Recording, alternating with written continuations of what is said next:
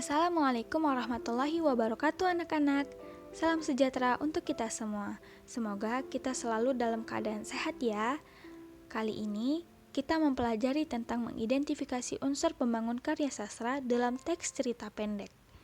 Nah, sebagai permulaan pembelajaran hari ini, mari kita simak video cerita pendek berjudul Rahasia Ranti karya Fadila T.A. Silahkan disimak.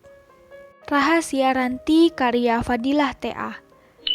Bel pelajaran pertama berbunyi. Seperti siswa lainnya, aku langsung duduk rapi di kursi. Menunggu Bu Retno, guru jam pelajaran pertama masuk ke kelas. Tak lama, pintu kelas 8C pun dibuka dari luar.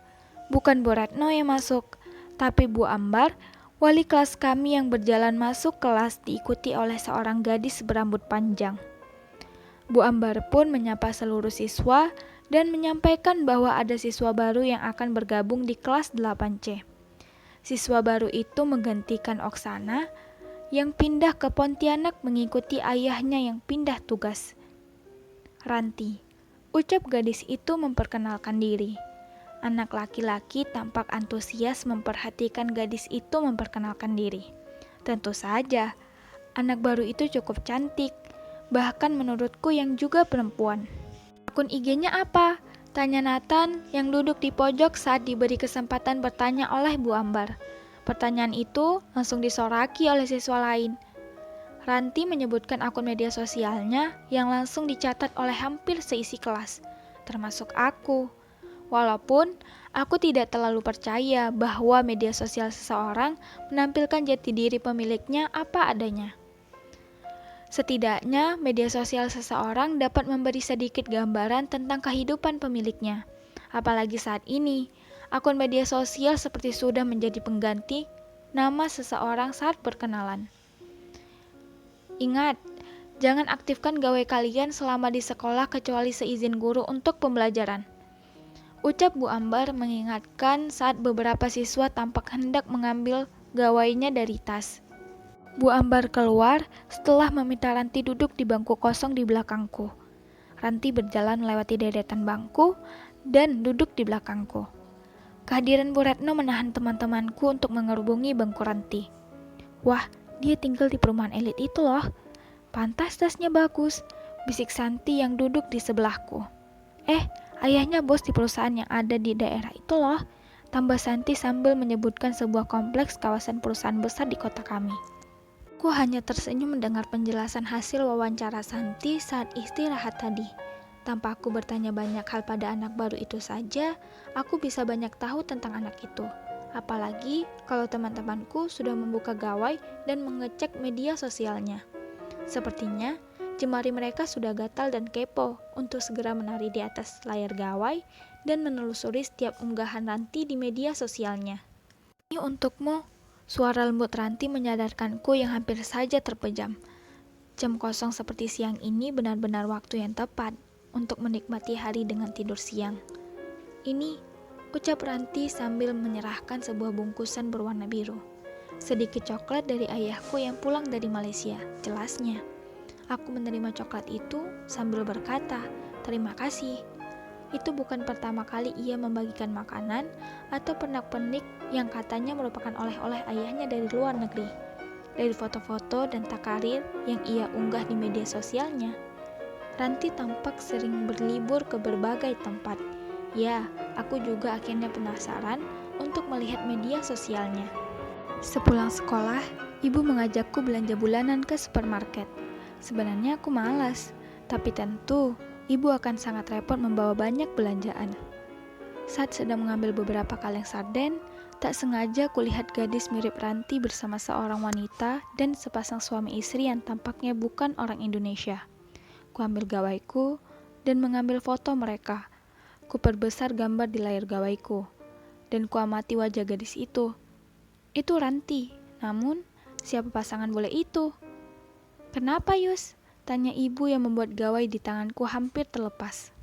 Oh, enggak. Sepertinya Yusti lihat teman Yusti, tapi ternyata bukan. Jawabku. Sudah lengkap semua kan, Bu, belanjaannya? Tanyaku sambil menarik tangan ibu menuju kasir. Tunggu. Ini pesanan Bapak ada yang belum ada, sahut ibu. Sudah, nanti besok Yusti mampir lagi ke sini belikan. Mungkin stoknya habis hari ini, kataku sambil menarik tangan ibu. Kuamati kembali foto di layar gawaiku. Sambil berbaring di kasurku yang empuk, kubuka media sosial Ranti. Tidak satupun foto yang menunjukkan dirinya dengan keluarganya atau orang lain. Selalu sendirian. Apa ia anak angkat ya? Ah, sudahlah, ia bukan urusanku. Aku coba melupakan hal itu, namun saat esoknya kulihat Ranti di kelas, tiba-tiba rasa ingin tahuku muncul. Ranti, boleh aku tanya sesuatu? Tanyaku setengah berbisik kepada Ranti yang sedang memasang jepit rambut perak berbentuk capung di rambut hitamnya. Oh, tentu, jawabnya dan menggeser tempat duduknya. Apa ini kamu? Tanyaku sambil menunjukkan foto yang ku ambil kemarin. Wajah Ranti yang biasanya cerah merona tiba-tiba berubah pucat. Matanya menatap tajam ke arahku. Cepat hapus. Aku masih belum bereaksi karena kaget. Kenapa ia jadi berubah dan bereaksi seperti itu? Kumohon hapus. Cukup kamu saja yang tahu. Kini wajahnya memelas. Tapi nanti aku jelaskan, janji. Hapus dulu fotonya. Kumohon. Pintanya kembali. Aku langsung menghapus foto itu. Pulang sekolah, hanya tinggal aku dan Ranti di kelas. Ia mendekatiku sambil mengucapkan terima kasih. Pernak-pernik dan makanan yang sering aku bagikan itu, kau tahu dari mana? Tanya Ranti. Bukankah itu oleh-oleh ayahmu dari luar negeri? Tanyaku balik. Ya, setahuku dan setahu orang-orang memang begitu. Ranti tersenyum.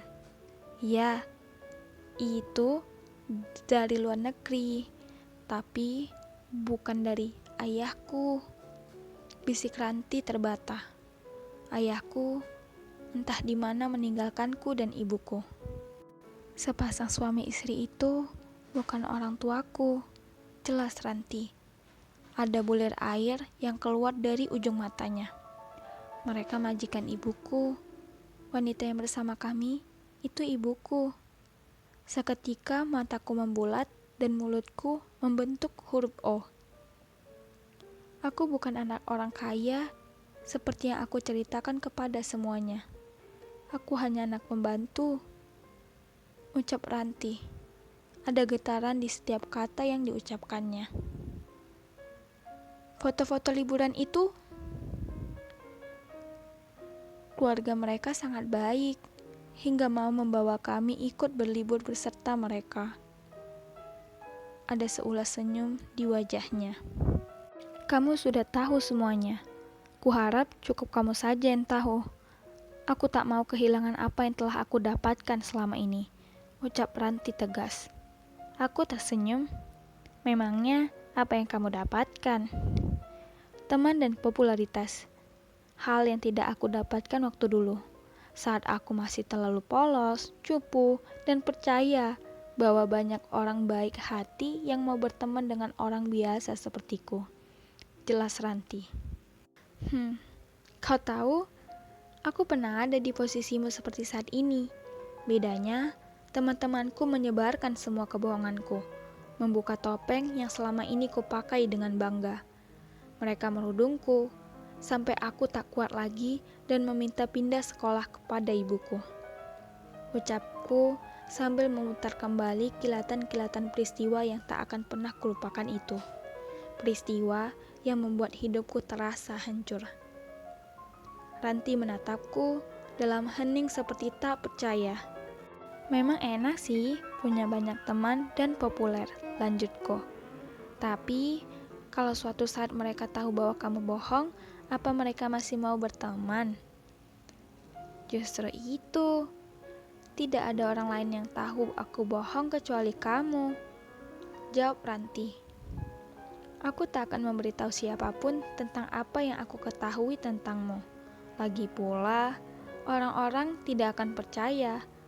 Kamu yang berhak memutuskan apakah akan terus seperti ini atau berani untuk mengakui dan menerima dirimu apa adanya. Pungkasku sambil meninggalkan Ranti sendiri di kelas. Oh ya, Kalau kamu tidak percaya bahwa masih banyak orang baik hati yang mau berteman dengan siapa saja, mungkin mainmu kurang jauh. Satu lagi, pikirkan juga apa yang ibu dan majikan ibumu tahu apa yang kamu lakukan selama ini. Ucapku sebelum benar-benar meninggalkannya. Aku nanti hilang loh, bisik Ranti saat aku tiba di kelas esok harinya. Aku hanya tersenyum. Senyum yang sama dengan senyum yang terukir di wajah Ranti pagi itu. Ini coklat dari atasan orang tuaku, bisik Ranti sambil memberikan 2 bungkus coklat. Selesai. Wah, gimana anak-anak? Bagus ya cerpennya. Sangat menggambarkan situasi saat ini yang penuh dengan media sosial. Nah, selanjutnya sebagai pertanyaan pemantik, silahkan jawab pertanyaan dari gurumu tentang cerita pendek yang telah kamu simak tadi. Terima kasih telah menyaksikan.